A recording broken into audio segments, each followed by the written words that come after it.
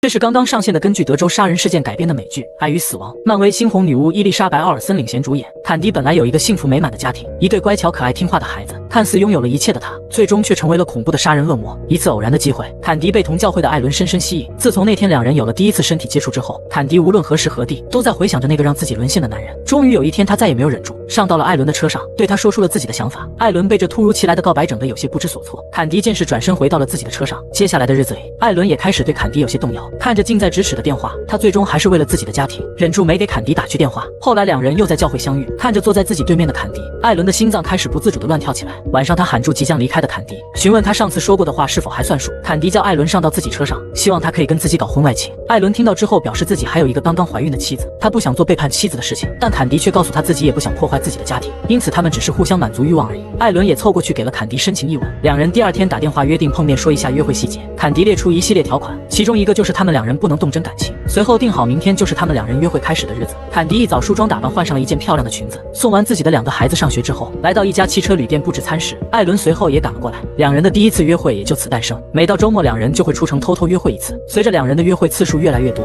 坎迪发现自己好像爱上了艾伦。伴随着艾伦的妻子生下一子，艾伦明显开始疏远坎迪。坎迪现在已经到达了没有艾伦无法活下去的地步。为此，艾伦找到坎迪，希望可以结束这段关系。听到艾伦要跟自己结束这段感情，坎迪当即与其展开了争吵。不过看到艾伦一家其乐融融的场景，坎迪也决定修复自己和丈夫之间的感情。一次偶然的机会，艾伦的妻子贝蒂邀请坎迪来家里做客。突然，她询问坎迪是否跟自己的丈夫有关联。坎迪听到后当即否认，可是贝蒂却转身从厨房中拿起一把斧头。坎迪试图去安抚贝蒂，让她不要激动，但此时的贝蒂已经完全被恐惧占据了内心，嘴里不断重复着以后不许坎迪再去跟自己的丈夫见面。坎迪也被贝蒂吓得有些不知所措，拿上自己的背包打算赶紧离开这里。突然贝蒂告诉坎迪让他去接自己的女儿，然后明天带着女儿前去游泳。说完放下斧头走进卧室去拿毛巾。坎迪惶恐不安地拿起贝蒂女儿的泳衣，转过身来发现贝蒂已经来到了他的身后。就在坎迪想再一次向贝蒂道歉之时，贝蒂却像疯了一样一把将坎迪推了出去，随后拿起放在地上的斧头对着坎迪走了过去。坎迪紧紧握住斧柄，防止贝蒂伤害到自己。哪知贝蒂突然使尽全力，直接将坎迪的额头砸开一道口子，随后又对着坎迪的脚趾砸了上去。剧烈的疼痛感让坎迪发出刺耳的尖叫声。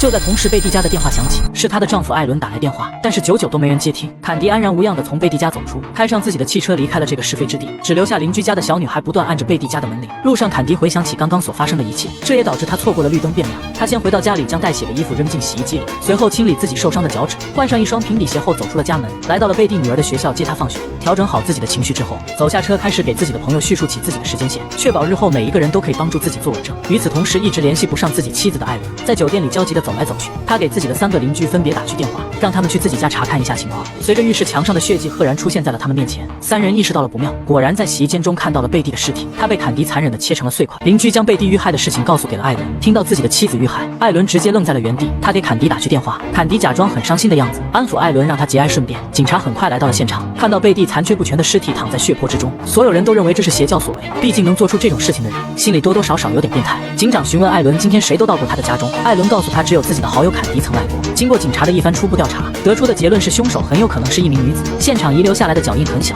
明显是女人或者孩子所留下。艾伦第二天也赶了回来，他失落地坐在沙发上，抱怨自己不应该出差留妻子一人在家。就在这时，坎迪带着他的女儿赶来，看着艾伦将贝蒂离开的事情告诉给女孩，坎迪再也控制不住自己的泪水，她跑上前紧紧抱住艾伦和女孩，留下丈夫帕特呆呆地站在原地看着3人。教会也探讨起关于贝蒂被杀的事情，忐忑不安的坎迪将自己的好友唐恩喊到一旁，询问他自己会不会被警察认定是第一嫌疑人。唐恩告诉他，从贝蒂被分尸的情况来看，凶手肯定是一个很强壮的男性，因此他不需要有什么负担，直接将自己知道的告诉警察就好。贝蒂的追悼会上，有人让坎迪将食物放进冰箱，看着曾经自己残忍砍杀贝蒂的现场，坎迪的心脏突然开始不自主地狂跳起来。这时贝蒂的母亲走了进来，打断了坎迪的回想，好在他只是刚好路过。坎迪松下一口气。当天下午，坎迪来到警局接受盘查，面对警察的提问，他对答如流，丝毫没有露出任何破绽。直到警察说到贝蒂家中的脚印，坎迪赶忙说自己当时穿的是一双球鞋。随后回到家的第一件事情就是将那天所穿的拖鞋剪成碎块。警察询问艾伦贝蒂是否出轨过，艾伦告诉他们妻子之前为了跟自己赌气，曾出轨过一个大学生，但之后这种事情就再也没有发生过。警察又询问他自己是否出轨过，艾伦当即否认。不过等到他回到家，他又给警长打去电话，告诉他自己今天说谎了，自自己之前出轨过坎迪，而且杀害自己妻子的凶手很有可能是他。自从坎迪残忍地砍杀了贝蒂之后，他就开始变得每天心神不宁，总是时常站在一个地方默默发呆。突然一阵急促的电话铃声唤醒了坎迪，原来是警察局的局长给他打来电话。由于之前艾伦向他透露出了2人的事情，因此他希望坎迪可以过来配合调查。在收集完他的指纹之后，一名警察询问坎迪是否和艾伦有事情。面对在场的3名警察不断投来质疑的目光，坎迪只能承认确有此事。警察当即追问是不是他杀了贝蒂，坎迪先是愣了一下，随后矢口否认。可即便坎迪否认了自己的说法，但是警察还是确信坎迪就是杀人凶手。他试图去攻破坎迪内心的防线，但是坎迪却一如既往的沉着冷静，无论警察说什么，他都否认自己是杀人凶手。警长告诉他，即便他不承认自己杀过人，陪审团依旧会认定他是凶手。他在贝蒂家留下的指纹以及脚印都可以成为本案的关键证据。警察在坎迪的车上发现了他新买的拖鞋，他让坎迪将其拿给自己，随后又要求坎迪将现在穿的鞋也一并上交。迫于无奈，坎迪只能配合他的要求。出了警局之后，坎迪来到自己朋友唐的律师事务所。唐让坎迪的丈夫帕特先行离开一段时间，自己要跟坎迪单独聊一会儿。坎迪向唐透露出自己之前和艾伦的事情，并且出事那天贝蒂正在向自己询问此事。意识到不对的唐让坎迪立刻联系教会的每个人，确定他们在出事当天看到的坎迪是以一个正常人的形态出现。只要他通过了警察的测谎仪，那么他们就可以借助人证帮助他洗脱罪名。同时他还不能跟艾伦产生任何联系，防止日后节外生枝。与此同时，艾伦接到了警察的电话，他们告诉他凶手很有可能就是坎迪。听到那个之前与自己朝夕相处的恋人居然就是杀害自己妻子的凶手，艾伦将贝蒂的父母喊到了外面，承认自己之前有过另一段恋情，杀害妻子的凶手很有可能就是自己的这个恋人。小镇上的所有媒体都在报道坎迪就是那个杀人恶魔，但坎迪就好像什么事情也没有发生过一样，悠然的在家做自己的家庭主妇。恰巧此时唐给他打来电话，他希望坎迪可以来律师事务所找一下自己。路上坎迪跟着音乐的律动摇晃了起来，嘴角也露出一抹奇怪的微笑。唐希望坎迪可以跟自己说实话，在他看来坎迪似乎隐瞒了些什么。坎迪承认是自己杀害了贝蒂，而造成这一切的起因是因为贝蒂先动手想要砍死自己。代理律师安慰他，让他不必紧张，毕竟警察现在没有足够的证据对他进行指控。可让两人没有想到的是，因为贝蒂家中冰箱上带血的指纹与坎迪匹配，坎迪直接被当场逮捕归案。警察让他脱下所有衣服供他们检查，看到坎迪身上的淤青以及伤口，警察更加确信他就是那个杀人恶魔。唐将坎迪被捕的事情告诉给了帕特，听到自己妻子被捕，帕特当即勃然大怒，他让唐赶紧想办法将坎迪保释出狱。唐也向他保证明早自己一定可以救出坎迪。此时艾伦也得知坎迪被捕的消息，他走进厨房试图还原案发当时的场景，突然的敲门声吓了艾伦一大跳，原来是邻居给他来送晚饭。第二天一早，唐向媒体放话，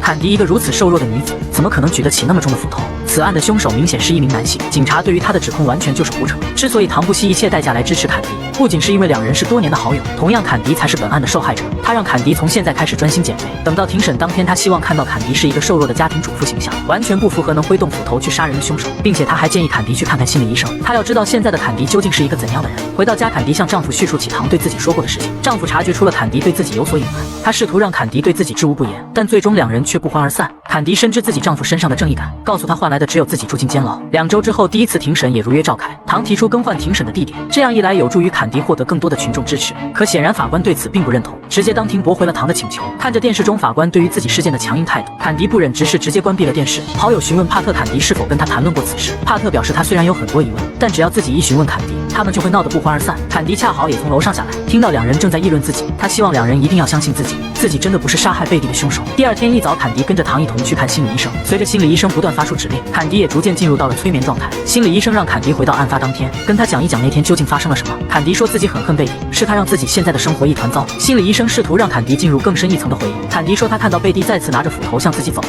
他呼喊着让贝蒂不要过来，但奈何心理医生已经唤醒了他脑海中那段可怕的经历。随着坎迪发出惊恐的尖叫声，在外等待的唐误以为坎迪出了问题，他跑进病房却被心理医生制止。看到坎迪情绪失控的抱头痛哭，他询问医生有没有可能是他装的。心理医生催眠坎迪，让他感受不到疼痛。果然，他拿着区别针扎向坎迪的手臂，坎迪丝毫没有任何反应。晚上，帕特接到唐的电话，看清坎迪内心的可怕之后，他决定将真相告诉给帕特。得知真相的帕特左右为难，一边是与自己朝夕相处的妻子，一边是自己所谓的正义。为了摆脱自己身上的杀人嫌疑，坎迪听从了辩护律师唐的建议，转型成为了一名充满善意的家庭主妇。戴上金丝框眼镜的她要去参加今天的庭审，临走前还嘱咐丈夫千万不要让孩子们看电视，防止自己的事情给孩子们带来影响。对于从来没有出现过如此恶性事件的小镇来说，坎迪的杀人案吸引了无数小镇居民的到访，整个法院门口人山人海，所有人都在热烈地讨论着坎迪到底有没有砍杀贝蒂。在检察院向陪审团陈述完证词之后，轮到唐陈述他的辩词。没想到他站起身来，直截了当地告诉在场的所有人，事实就是坎迪残忍地砍杀了贝蒂，而他之所以这么做，完全是出于正当防卫。唐的这段辩词也让庭审直接延期举行。走出法院的唐告知在场的所有媒体，希望他们理性看待这件事情，因为真相往往不止于此。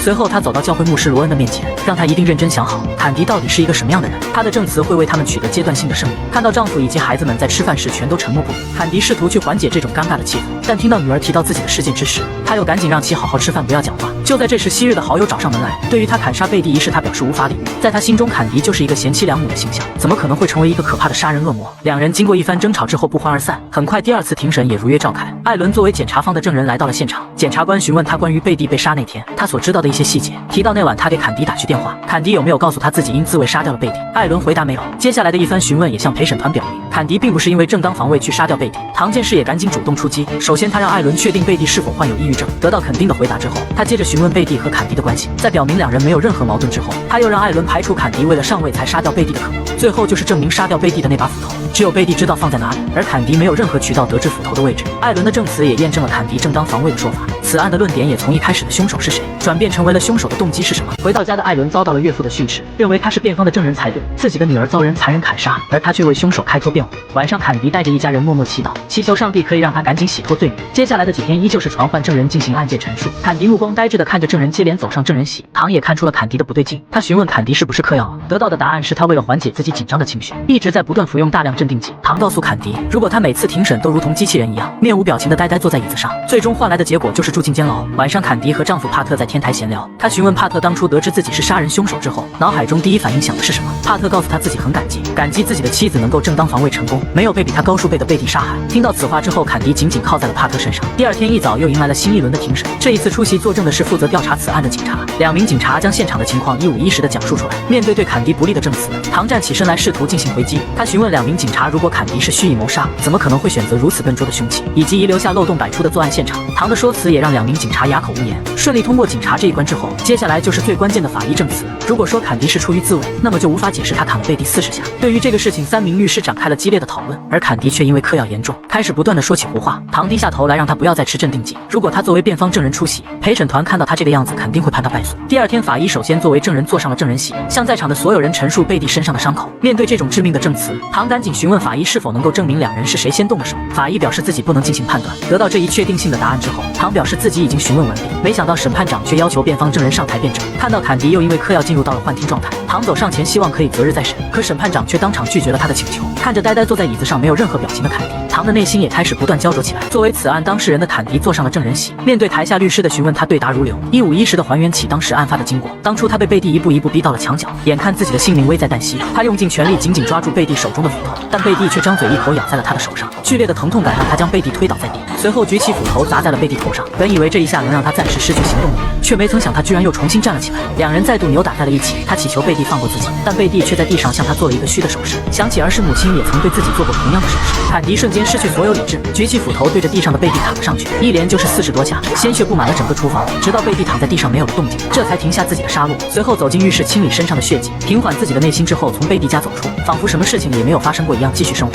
听完坎迪的陈述之后，唐从一旁拿起他杀人用的斧头，坎迪害怕地将头转了过去，不敢直视此物。唐之所以这么做，是想让在场的陪审团看到，坎迪并不是一个有着暴力倾向的杀人恶魔。检察方也向坎迪提出问题，认为他既然去浴室清理身上的血迹，那么就说明他是有意识知道自己砍杀了贝蒂，所以并不存在说他是在失去理智的情况下杀人。随后，检察方拿起现场遗留的墨镜碎片询问他是否前往过贝蒂家的车库，得到否认的答案之后，检察方直截了当地告诉在场的所有人，如果坎迪没有去过车库，那么为什么他的墨镜碎片会出现在那里？而这也恰恰证明了当初是他前往车库取下斧头，随后回到屋内残忍砍杀了贝蒂。这一说辞也让唐倍感焦灼，他怎么都没想到对手居然会在墨镜碎片上大做文章。晚上回到家的坎迪梦到了自己的母亲，母亲递给他一把菜刀，他这才发现自己双手沾满了鲜血。就在这时，唐找了过来，他希望帕特可以作为下一个证人出庭作证。第二天，帕特坐在证人席上，重复起那晚他对坎迪说过的那一番话，庆幸自己的妻子逃过了贝蒂的魔爪。心理医生也作为证人出庭作证，他表示坎迪有很严重的解离性反应，因此他很在意别人对他的看法，所以即便自己杀了人之后，他也强装镇定地继续生活下去，假装什么事情也没有发生过一样。在他看来，坎迪并不是一个有暴力倾向的女人，只是他的一部分人格脱离了自我意识而已，并且当时贝蒂在地上向他做出虚的手势，唤醒了在他心中压抑许久的怒火，